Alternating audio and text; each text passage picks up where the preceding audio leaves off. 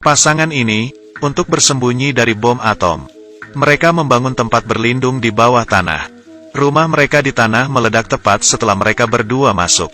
Tampaknya serangan bom nuklir benar-benar terjadi. Untuk menghindari radiasi nuklir, suaminya adalah seorang ilmuwan. Bawa semua orang ke ruang aman di mana dia sudah mengatur waktunya.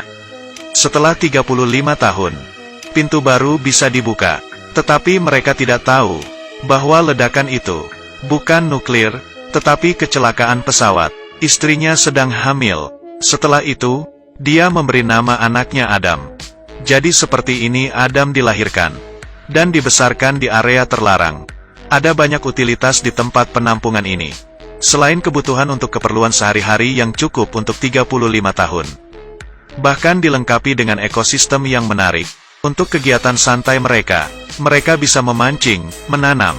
Sang istri bahkan bisa berbelanja di gudang. Mereka berdoa bersama sebelum makan. Bersama-sama menonton film setelah makan malam. Meskipun mereka tinggal di bawah tanah dan terisolasi dengan dunia luar. Tetapi mereka masih hidup dengan sangat bahagia dan memuaskan. Sang ibu mengajari Adam cara etiket dan menari. Ayah mengajarinya tinju, bahasa asing, dan manajemen keuangan. Bahkan mengajari bocah itu tentang ruang bawah tanah dengan koleksi kartu favoritnya. Dia juga menyerahkan semua sahamnya kepada Adam. Waktu berlalu, di bawah pendidikan orang tua, Adam sekarang telah menjadi pria dewasa. Pintu tempat penampungan juga akan dibuka. Tepat di hari ulang tahunnya yang ke-35. Ibu membuat kue ulang tahun untuk Adam dengan sisa bahan. Mereka juga menyiapkan hadiah untuknya.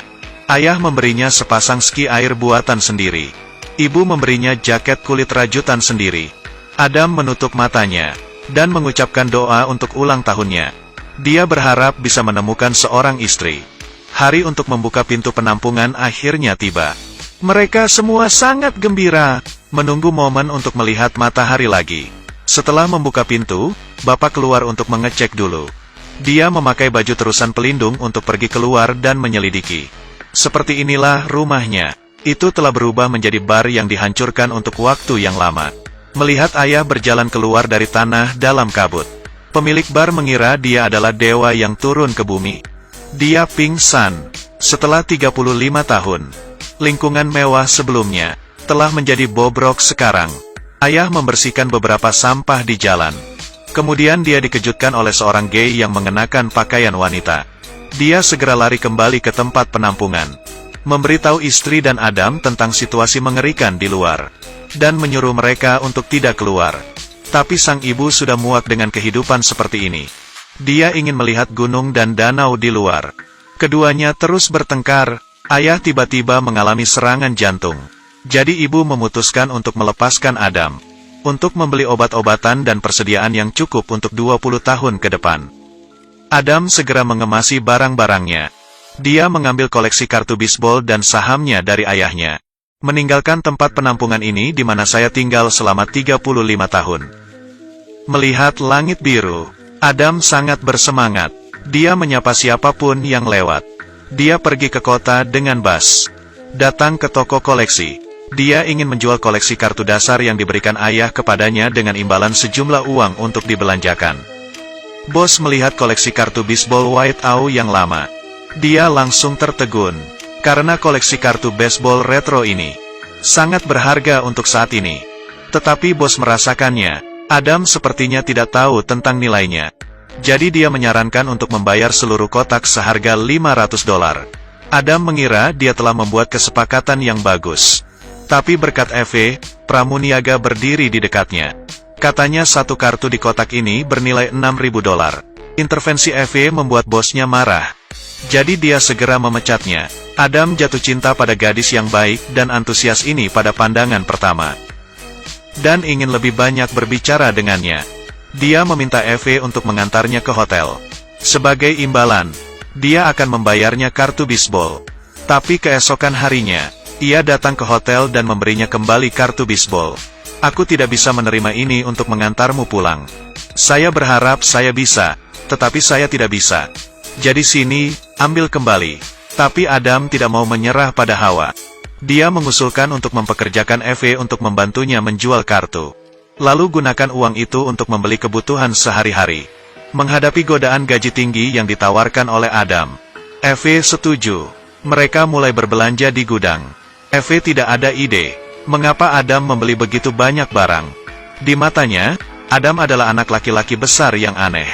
Setelah membeli semua persediaan, Adam meminta Hawa membantunya menemukan istri. Eve tidak bisa berkata apa-apa, tapi menurutinya. Sebenarnya, dalam beberapa hari terakhir bersamanya, bahkan juga tersentuh oleh bocah besar yang hangat dan polos ini. Adam penasaran tentang apapun. Dia meluncur dengan bebas, menyelam sendiri di laut dengan kegembiraan. Bahkan dia juga bermain dengan hujan. Tetapi orang tua dan saudara laki-laki Eve sama-sama gagal dalam pernikahan. Ini membuatnya tidak berani menerima Adam dengan mudah. Untuk mencarikan istri bagi Adam, Eve membawanya ke bar di malam hari. Tapi saat melihatnya bersama wanita lain, mengobrol, tertawa dan menari, bahkan secara tidak sadar merasa cemburu dan tidak nyaman. Ketika dia kembali ke rumah, temannya mengatakan Adam akan pergi dengan seorang wanita. Dia mencoba untuk berpura-pura tidak peduli, tapi tetaplah mencemaskan dan pergi mencari Adam. Tapi dia tidak menyangka Adam tiba-tiba muncul di belakangnya. Dia bahkan membuatnya takut untuk berguling. Setelah masuk ke dalam, Adam dengan hati-hati membersihkan luka untuk Eve. Dia dengan sepenuh hati mengakui perasaannya padanya. Setelah malam itu, Eve memahami pikirannya sendiri, dan akhirnya menerimanya. Tetapi pada saat ini, Adam memberitahu Eve tentang keluarganya. Ketika bom atom meledak di Los Angeles pada tahun 1962, orang tua saya pergi ke tempat penampungan bawah tanah. Itu juga tempat saya lahir. Saya ingin membawamu ke sana. Pergi ke tempat penampungan bawah tanah. Setelah mendengar apa yang dikatakan Adam, hanya memiliki satu pikiran. Dia sudah gila. Jadi dia cepat dan mengucapkan selamat tinggal pada Adam. Keesokan harinya, Adam dan temannya pergi, menemukan pintu masuk rumahnya secara tidak sengaja. Dia pergi ke rumah Eve dengan senang hati, ingin memberitahunya tentang kabar baik ini. Tapi Evan telah membawa psikiater. Mereka ingin membawa Adam untuk pemeriksaan. Adam lari dari mereka. Sebelum pergi, dia juga memberikan semua kartu bisbol yang tersisa kepada Eve. Adam akhirnya kembali ke rumah, bertemu dengan orang tuanya, dan dengan bantuan penjaga bar di atas, mengumpulkan orang untuk membantunya membawa persediaan yang dibeli dari gudang. Dan teman Eve juga ditemukan. Saham yang ditinggalkan Adam bernilai 10 juta uset, dan barang-barang yang digunakan Adam juga diproduksi 35 tahun yang lalu. Mereka mulai percaya, apa yang dikatakan Adam mungkin benar. Jadi mereka memutuskan untuk menemukan Adam. Tapi ini seperti menemukan jarum di tumpukan jerami. Keduanya tidak mendapat apa-apa dan merasa frustrasi. Eve dengan putus asa melihat orang-orang berjalan. Dia tidak tahu apakah dia bisa bertemu Adam lagi di masa depan. Dia merasa sangat sedih. Pada saat ini, Adam muncul di seberang jalan. Dia segera keluar dari mobil, memeluk dan menciumnya erat. Begitu saja, Adam membawa Eve ke tempat penampungan bawah tanah. Ibu menyambut Eve dengan hangat. Ayah, di sisi lain, diam-diam mengajari Adam beberapa pengetahuan yang diperlukan, agar orang tua lebih beradaptasi dengan kehidupan luar. Adam menukar beberapa saham dan kartu bisbol dengan uang, mulai berinvestasi di berbagai industri, dan membangun rumah besar di pinggiran. Sampai semuanya beres, dia membawa orang tuanya dari ruang bawah tanah ke rumah besar di pinggiran kota.